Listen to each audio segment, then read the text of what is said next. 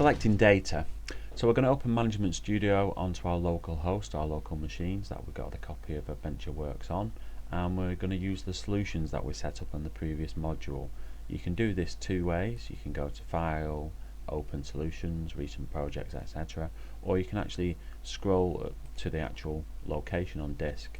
So the location I've got is, ignoring the first bit, is T-SQL Training Course, Work Area, Training Course Scripts. So if we double click on this training course solution, it will actually open up Management Studio with the solutions already there for me. So if we drill into the second one, as you can see, we've got nothing actually in there contained. So let's go back to our example scripts.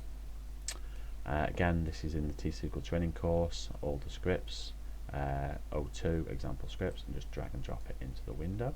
That will automatically open it up for us, and it will then ask us for which server. So we'll just connect to our local one. If you notice, it's actually dropped it into miscellaneous files. So let's just bring it into our queries, close that and open the copy within there, and then again connect again. We'll change the font size so we can see it's a bit more visible. I've also cut and paste some more material. You can actually open the browser through here and read the syntax around select. I cut and paste the syntax in here. You'll come across this as we go through the different modules. So basically, simply, we'll connect through to our local machine so we can see the database and AdventureWorks, etc. and a table. It's always useful to have that open. I've got a three-part naming convention here. So you've got your database, the schema, and the table, and a simple select.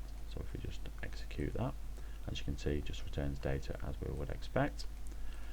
You don't have to use three-part naming, you can use two-part naming, but if you do, you've got to be in the context of the database. So we'll just change in that with a go statement, and then that will work, pressing F5 this time to actually execute. So what I've got here is a simple statement, which I tend to use quite a lot, and it's quite useful. We're going to create a dummy data table to just show something, and I'm using a function called object ID. So if we select object ID and execute again F5, you'll see it actually comes back with the object ID. So I know that table actually exists, and what I'm saying here is if it's not null, so if it does exist, I want to drop that table. Always make sure that table name and that table name's the same, or else you can get some interesting fun. So if I just run that through a couple of times, as you see, the first time it did something, second time it would have dropped out and it wouldn't have dropped the table. So that gives me the ability now to insert into a contact copy table from this table. So we'll run that again. So if you see the 20 rows, if I run it again, it would actually error. So this is actually a one-time thing, unless you've got the statement above. I wouldn't use these in production. These are just when you're doing your own development, etc. It's not best practice to do insert intos. But if I run that now, it'll allow me to do it multiple times, you see. That's got a DBO schema, again, two-part naming convention, but it also now gives me the ability to run it without the DBO dot bit. The best practices are, if it's got a schema or the default schema, you should label it as DBO, because there is a slight overhead where it's got to go and check if there's other schemas, etc. So always run it this way rather than that way. As you can see, this one's already saying it's an invalid object because it's not got the schema name, so you've got to use two-part naming convention there. There is also a four-part naming convention, which is worth knowing about, potentially come up when it comes to the exam, which is to do with link servers, but we'll cover that later. Okay, so we've got a simple query with 3 columns: contact, type ID, name, and modified date. Aliases are very useful when it comes to actually mocking up your code and reusability. For example, you can see it doesn't need the as statement in, but the as statement makes it quite clear that marketing ID is contact type ID.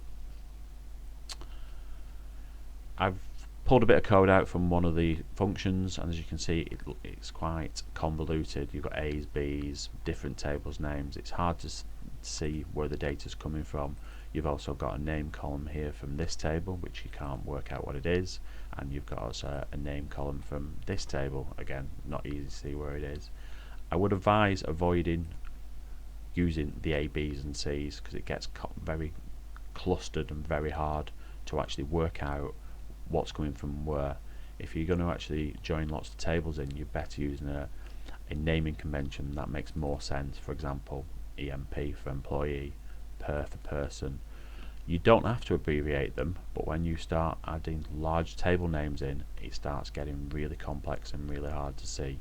For example, if you have a standard naming convention, address, person, phone, it's up to you what you use, but trying to follow best practices.